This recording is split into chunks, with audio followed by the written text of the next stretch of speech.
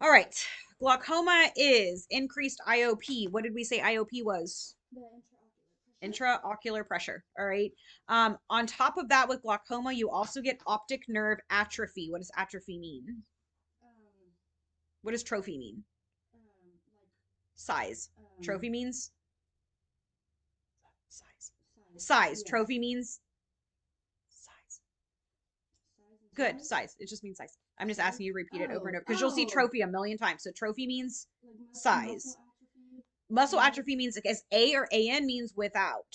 So this basically saying without size. So it kind of shrinks up and decreases. Okay. Okay. So trophy means size. A or AN means without size. So basically the optic nerve is going to shrink.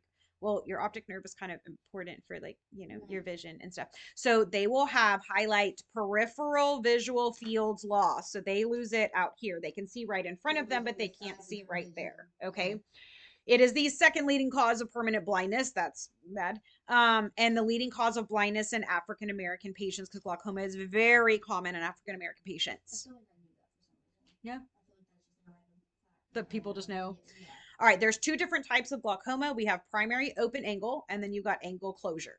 All right, so the most common one is primary open angle. Okay, so the problem here and why they have so much pressure is because the aqueous humor, which is the fluid inside the jelly fluid that's inside your eyeball, it's not outflowing correctly. So it's coming in correctly, but they can't get it Mm-hmm. back out. So it's like it's clogged. And so it's going to keep building up pressure because it can't drain back out. Okay. Okay. Now, when it builds up pressure, you can see the optic nerve in the back of the eye. It's going to put pressure on that and will atrophy the optic nerve. And then you can't see no more. If you don't have a cranial nerve that's connected Right. to your eyeball, it don't matter if everything else is Yeah. healthy, it's not going to work. Okay. So I put things that I put that you might really see on the exam. I really pointed out. It is asymptomatic. They wouldn't really even know what's going on. Okay. And then you'll see a gradual loss of peripheral vision, which will lead to tunnel vision. They can see right in front of them, but not anything that's going on to the side. Okay. And because it's so gradual, they may not notice for a while. Anything that's gradual, you don't really get until it's Mm-hmm. bad. A lot of times we will have them seek care for the first time because they've been in a car accident because they couldn't see the people beside them. They've lost their peripheral Mm. vision.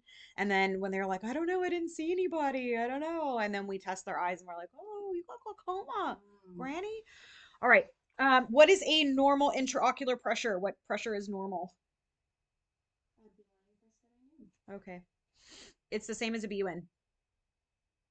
The BN is a 0.8 to That's 1.2. correct. I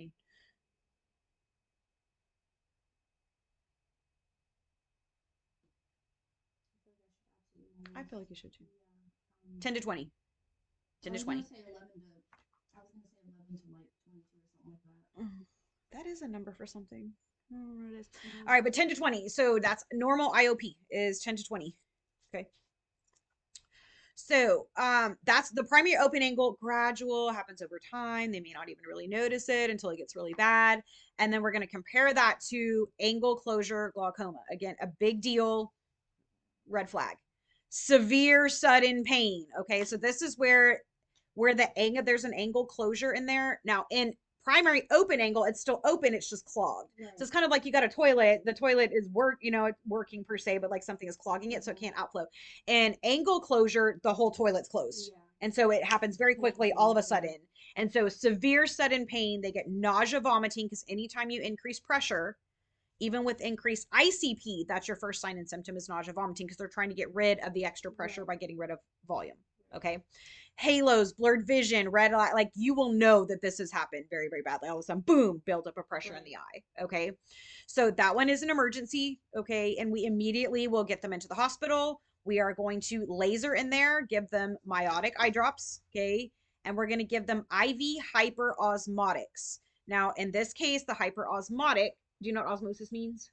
Osmosis is the movement of Movement, fluid. and hyper means a lot. I need to move a Yeah. lot of fluid out of the vessels, so they Right. will give you those to lower the blood pressure. Now the patient has to be in bed because it's going to lower their entire Yeah. blood pressure, not just their IOP. Right. Okay. So how do we diagnose in general glaucoma? Now they should do this every time you come into the eye doctor. Like when you go once a year, you put your face on that little thing and Yeah. then they blow air and you're That's like, actually oh never shit. happened to me before.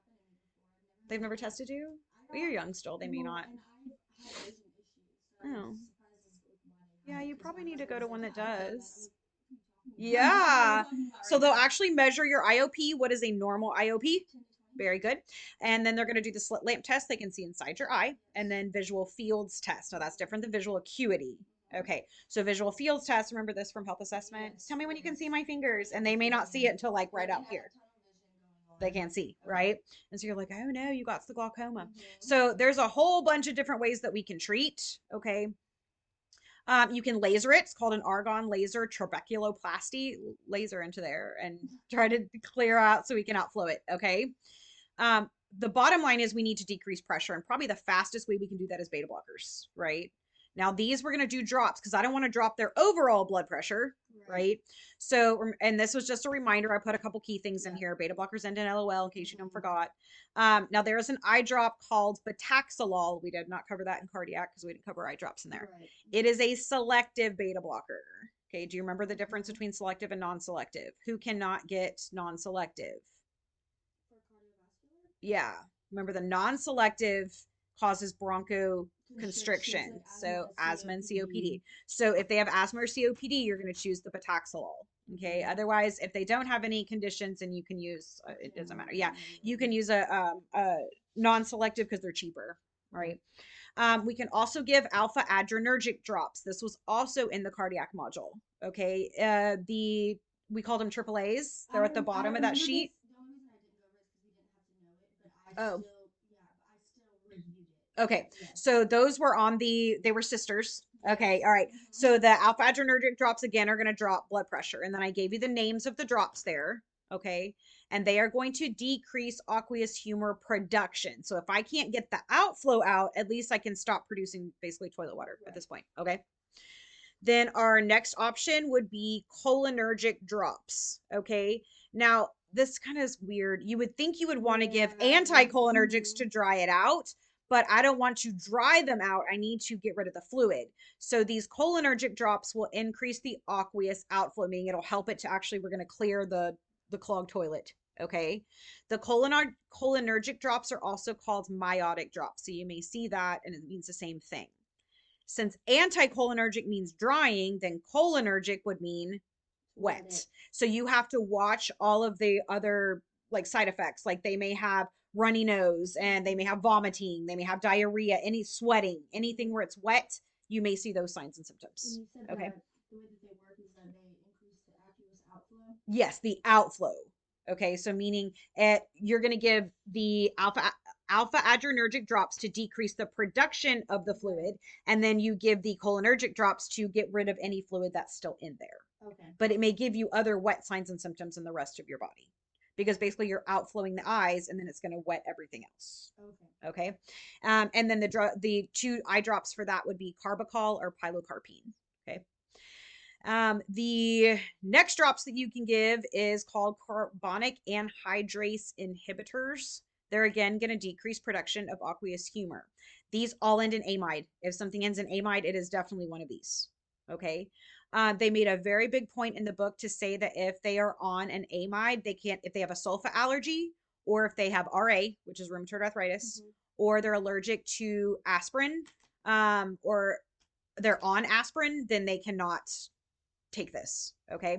So if they're on aspirin or allergic to it, if they have RA, or if they have a sulfa allergy, then they cannot take the amides. Then we are going to give the hyperosmolar agents like we talked about before, and those are going to go IV. Do you know what mannitol does? Where did I cover mannitol? This was a cardiac. It was in It was in it was at the very bottom of the diuretics. It's a diuretic, but it's a diuretic that only pulls fluid from up here to here. So it gives you chest symptoms. Remember, it only pulls fluid from your head to your chest. Yes, that's right. So you can give mannitol to pull fluid off their eyeballs, but you can't, you got to watch for crackle, CHF, things like that. Isosorbide is very much like nitro. Okay, so it is a vasodilator. Yeah, it's a vasodilator, so a lower pressure. And then you can also give something called glycerin, and that will also decrease blood pressure. Okay. So with glaucoma, the nursing care that we're going to do, make sure they're getting regular eye exams, and they made a big deal to let you know when people need to come in. So that sounds like it's going to be a test question. So like if they're 40 to 64, they need to get them at least every 2 to 4 years. Once they get over 65, every year or two. And then if you're African American, because your risk of glaucoma is so high, they recommend going in twice a year, every 6 months. Okay. For glaucoma, we put on cool compresses because cold is going to help to decrease any inflammation and get rid of some of that fluid. Put the lights down because obviously their eyes hurt like all holy hell. Prepare the home, fall precautions, pressure precautions. You're very comfortable with this at this point. Yeah. All right.